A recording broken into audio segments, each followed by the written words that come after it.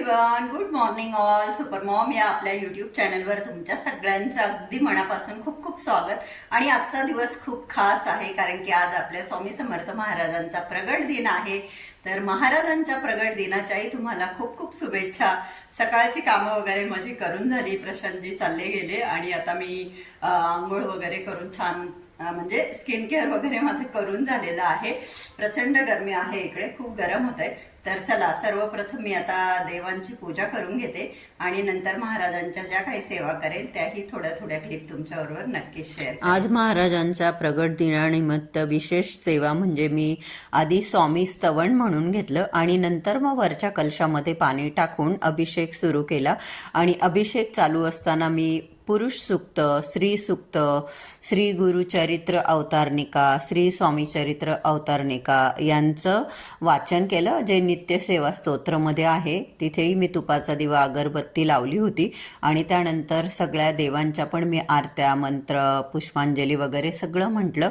आणि माझं स्वामी चरित्र वाचन तर चालूच आहे. तर आज माझा 9वा पाठ आहे. 2 तारखेला मी स्वामी चरित्राचे वाचन सुरू केले होते कारण 1 तारखेला सोमवार होता आणि त्यावेळेस मला रुद्राभिषेक करायचा असतो, ज्याच्यामध्ये 1.5-2 तास चालले जातात. म्हणून मग मी 2 तारखेपासून स्वामी चरित्र वाचनाला सुरुवात केली आणि आज माझे 9 पाठ करून झाले. पूजा वगैरे करून झाल्यानंतर आता मी खाली चालली आहे भाज्या घ्यायला. आज वेनसडे आहे तर भाज्यांचे शॉप लागले. तर आता पूजा वगैरे सगळी करून झाली, म्हटलं चला भाज्या घेऊन येऊ. तसं तर आपण महाराजांच्या नैवेद्याला दूध साखर ठेवली तरी महाराज आनंदाने स्वीकार करतील, परंतु आपल्याला माहिती आहे की महाराजांना बेसनचे लाडू आवडतात. तर म्हटलं आज महाराजांचा प्रगट दिवस आहे तर म्हणून जास्त नाही, 4-5 नैवेद्यापुरते मी बेसनचे लाडू बनवणार आहे. तूप घेतले मी पॅनमध्ये आणि 1 कपच बेसन घेतलं, तुम्ही बघू शकता. आणि गॅसची फ्लेम एकदम लो ठेवून लो फ्लेमवर बेसन छान असं लालसर भाजून घेणार आहे मी. आता तुम्हाला तर सगळ्यांना कल्पना आहेच की आम्ही थोडं डाएट घेण्याचा प्रयत्न करतो, एवढे पण आम्ही मेंटेन नाही आहे. परंतु प्रशांतजींची ओव्हरवेट लक्षात घेता मी असे पदार्थ शक्यतो बनवत नाही, साखरेचे, तुपाचे वगैरे. पण काही खास असतं तेव्हा बनवायलाच पाहिजे नाही का. आणि आजचा दिवस तर एवढा खास आहे, स्वामी समर्थ महाराजांचा प्रगट दिवस आहे, तर बेसनचे लाडू तर बनवायलाच पाहिजे म्हटलं. तर लागता मी तूप टाकत गेले आणि छान असं एकदम लालसर मस्त खरपूस असं बेसन भाजून घेतलं. आणि अंदाजे 2 टेबलस्पून साखर मी मिक्सरमध्ये दळून घेतली आणि कोमट झाल्यानंतर बेसन थोडं कोमट होऊन दिलं भाजल्यानंतर. आणि मग नंतर ती साखर त्यात मिक्स केली आणि मग ते चांगलं मिक्स करून घेतलं. आणि मध्येच इथे सारखी लाईट जा ये होती म्हणून काही क्लिप शूट नाही होऊ शकल्या. तर मी असं व्यवस्थित सगळं एकजीव मिक्स करून घेतलं. हाताला आपल्या गरम लागलं पाहिजे, एवढं कोमट असलं पाहिजे. तसं दिवाळीच्या दरम्यान मी बेसनच्या लाडूंची रेसिपी तर शेअर केलीच आहे. आणि तूप थोडंसं माझ्याकडून नेहमीच जास्तच होतं.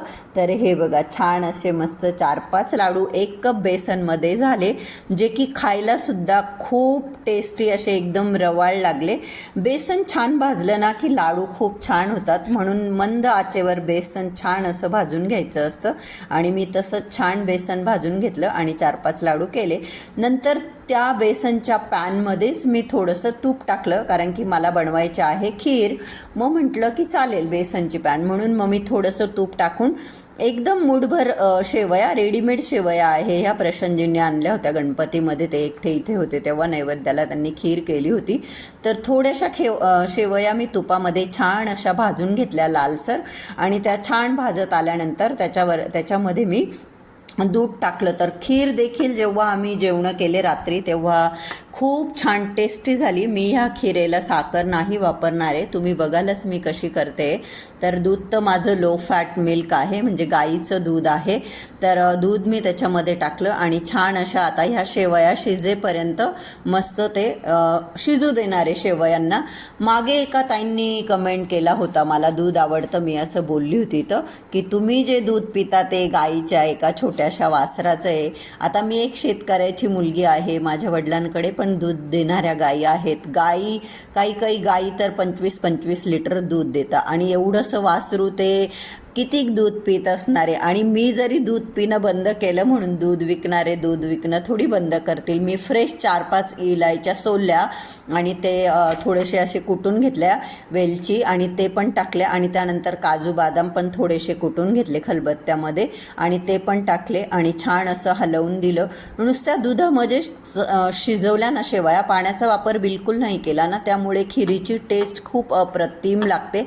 आणि मी कुठल्याही प्रकारची खीर करो, मी कधीच पाण्याचा वापर करत नाही. तर हे बघा, मी साखरेऐवजी इथे 2 चमचे, माझ्याकडे जो गूळ किसून ठेवलेला असतो, तुकडे करून ठेवलेला असतो, तो 2 चमचे गूळ मी इथे टाकला. पण गूळ टाकण्याआधी मी गॅस मात्र बंद केला. जेव्हाही आपण कुठल्या गरम पदार्थामध्ये गूळ ॲड करतो त्यावेळेस गॅस बंद करायचा असतो, नाहीतर दूध फाटण्याची शक्यता असते. म्हणून मी गॅस बंद केल्यानंतर 1-2 मिनटं जाऊ दिले आणि नंतर त्याच्यामध्ये गूळ ॲड केला. तर गरमच असते खीर, तर गूळ वितळला गेला छान. आता इथे मी घेवड्याच्या शेंगांची भाजी करते, ती सुद्धा महाराजांना खूप आवडते, आपल्याला सगळ्यांना माहितीच आहे.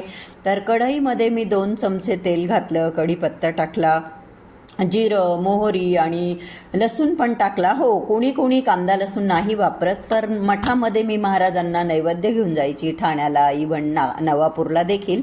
तर महाराजांना नैवेद्याला जो स्वयंपाक केला जातो त्यात कांदा लसूण तर वापरला जातो. तर म्हणून मीही इथे लसूण टाकला. त्यानंतर हळद टाकली 1/2 टीस्पून, त्यानंतर लाल तिखट टाकलं 2 टीस्पून. या शेंगा गॅस बारीक करून वाफेवरही होतात, परंतु प्रशांतजींना थोडीशी अशी कचरट राहिलेली भाजी नाही आवडत, म्हणून मी ती रिस्क नाही घेत. तर छान मिरची टाकल्यानंतर मी ह्या कट केलेल्या शेंगा, ज्याला की बीन्स पण म्हटलं जातं आणि घेवड्याच्या शेंगाही म्हणतात, तर बऱ्याच बायकांचं कन्फ्युजन असतं. तर त्या दुसऱ्या ज्या असतात त्या वालाच्या, ह्या घेवड्याच्या म्हटलं जातं ह्या शेंगांना. तर शेंगा टाकल्यानंतर मी चवीनुसार मीठ टाकलं आणि छान असं हलवून दिलं. आणि मी जसं तुम्हाला म्हटले, मी थोडंसं याच्यामध्ये पाणी टाकून वाफेवर छान ही भाजी शिजू देणार आहे. वाफेवरही होते, पण मग त्याच्यामध्ये काही याच्यामध्ये जास्त मोठे दाणे असतात, ते व्यवस्थित शिजत नाही. तर छान अशी ही भाजी देखील माझी तयार झाली मस्तपैकी. खूप चविष्ट झाली होती ही भाजी देखील. झाकण ठेवून मी तिला चांगलं शिजू दिलं. पाणी टाकल्यानंतर मंद आचेवर 5-10 मिनटातच शिजली. तर हे बघा, इथे भाजी पण तयार झाली. आता मी इथे पोळ्या करायला घेतल्या. मोजून 4च पोळ्यांचं पीठ मी भिजलेलं आहे आम्हाला दोघांसाठी. तर पोळ्या मी ज्या वेळेस लाटत होते, मी जसं तुम्हाला म्हटलं आज लाईटसारखी जाए करत होती, तर पोळ्या करत असताना पण लाईट चालली गेली. पण लाईट गेली तरी 2 मिनटापेक्षा जास्त जात नाही, लगेच येते, कारण की काहीतरी कामं वगैरे चालू असतात सोसायटीमध्ये, कोणाचं तरी नवीन शिफ्टिंग होत असतं, त्याच्यामुळे ती सारखं जाए लाईटची चालू असते.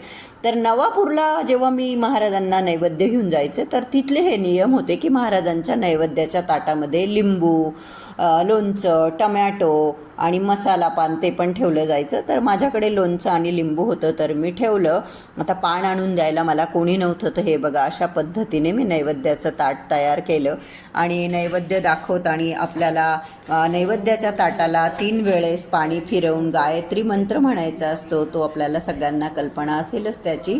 त्यानंतर नैवेद्य दाखवताना इतर जे मंत्र म्हणायचे असतात ते असतात की ओम प्राणायाम स्वाहा, ओम अपनाय स्वाहा, ओम व्यानाय स्वाहा, ओम उदनाय स्वाहा, ओम समनाय स्वाहा, ओम ब्रह्मणे अमृतत्वाय स्वाहा, श्री स्वामी समर्थ चरणात नमस्तु. अशा सगळ्या प्रार्थना करून हातामध्ये जे पाणी आपण घेतलेलं असतं ते स्वामी समर्थ महाराजांच्या चरणांवर सोडायचं असतं.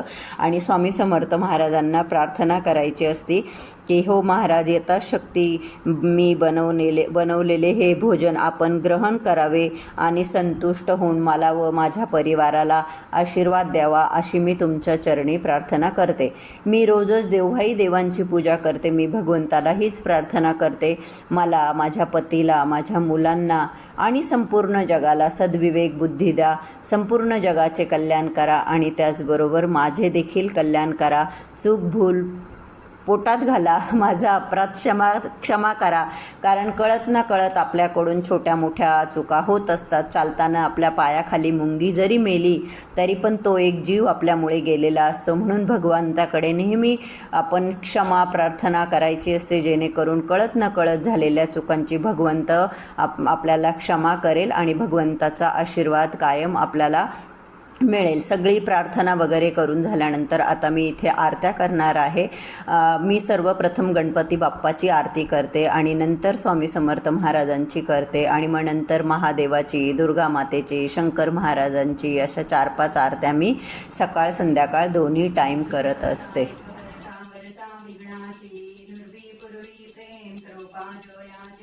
सर्वांगी सुंदर विषेंदुराची कंठी जळते माण कंठी शोभे माण मुक्ता फळांची. जय जय सद्गुरु स्वामी समर्था आरती करू गुरुवर्या रे. अगाध महिमा तव चरणांचा वर्णायामती देया रे. अक्कलकोटी वास करुणिया दाविली अघटित चरिया रे. लीला पाशे बद्ध करुणिया तोडिले भवभया रे. तर अशा पद्धतीने मी आरत्या वगैरे केल्या, नैवेद्य वगैरे दाखवला आणि मला छान वाटलं. मला अजून 1-2 पदार्थ करण्याची इच्छा होती, परंतु आमच्याकडे जो राईस आहे तो फार मोकळा होतो आणि प्रशांतजींना तसा राईस खाताना एकदम भयंकर ठसका लागतो, म्हणून मी डाळ भात नाही केला. नाही आणि हैदराबादमध्ये आल्यापासून आम्ही स्वामी समर्थ महाराजांच्या मठामध्ये मंदिरामध्ये गेलो नाही, कारण की आम्हाला माहीतच नाही. परंतु मी गुगलवर टाकून बघितलं तर एक मंदिर दिसतंय, साईबाबा, स्वामी समर्थ महाराज, बरेच देव आहेत तिथे. तर आता प्रशांतजी आले, 6:30-6:45 झाले, संध्याकाळची वेळ आहे. तर लेट झालं म्हणून ते मला बोलले तू खाली ये, आपण दर्शनाला जाऊन येऊ. तर चला आम्ही चाललोय दर्शनाला. तुम्हालाही दाखवेल मी की महाराजांचं मंदिर कसं आहे ते. चला. आणि ज्या मंदिराला लाइटिंग केलेली आहे ते मंदिर आहे. पोहोचलेलो आहोत आम्ही तिथे. अर्धा तास झाला आम्हाला घरून निघून, अर्धा-पाऊण तास. मंदिरामध्ये भेटलेल्या मराठी लोकांनी ज्या वेळेस सांगितलं की नाही, हैदराबादमध्ये स्वामी समर्थ महाराजांचे मंदिर नाही आहे, हे ऐकून मला खरोखर खूप वाईट वाटलं. मला वाटलं असं कसं शक्य आहे, नाही का. आणि या मंदिरात देखील जी स्वामी समर्थ महाराजांची मूर्ती ठेवली आहे ती पण आता 1-1.5 वर्षापूर्वीच ठेवण्यात आली असं त्यांनी आम्हाला सांगितलं. आम्हाला ते भेटले इथे आणि जेव्हाही मराठी बोलणारे लोक आम्हाला भेटतात तेव्हा आम्ही स्वतःहून त्यांच्याशी बोलतो. एक आपल्याला नाही का, आपल्या इकडचे लोक, मराठी बोलणारे लोक भेटले की आनंद होतो. तर आम्हाला नेहमी कुठे मॉलमध्ये कुठे गेल्यानंतर जेव्हाही आम्हाला मराठी बोलणारे लोक भेटले की आम्ही स्वतःहून त्यांच्याशी ओळख काढतो आणि बोलतो.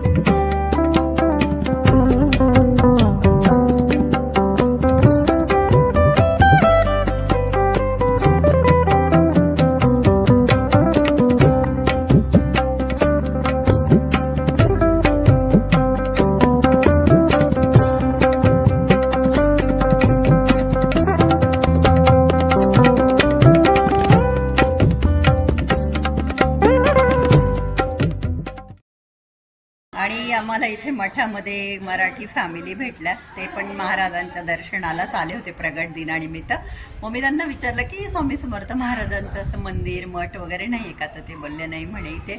आणि इथे पण जी महाराजांची मूर्ती ना ती आता 1-2 वर्षापूर्वीच साईबाबांच्या मंदिरात स्थापित केली. तर चला, छोटी तर छोटी महाराज तर महाराज आहे नाही का. दर्शन झालं आमचं, आता निघतोय आम्ही घरी जाण्यासाठी. तर कसं वाटलं तुम्हाला आजचा व्हिडिओ? आवडला का? व्हिडिओ आवडला असेल तर व्हिडिओला लाईक करा, चॅनलला अजून सबस्क्राईब केलं नसेल तर प्लीज सबस्क्राईब करा. आणि आजचा हा व्हिडिओ बघितल्याबद्दल तुम्हा सगळ्यांचे मनापासून खूप खूप धन्यवाद. Thank you so much. Love you all. Bye bye. Take care. तुम्हाला खूप कधीची खायची होती ना, तुम्ही खाऊन घ्या पाणीपुरी. प्रशांत पवार साहेबांना पाणीपुरी खायची होती.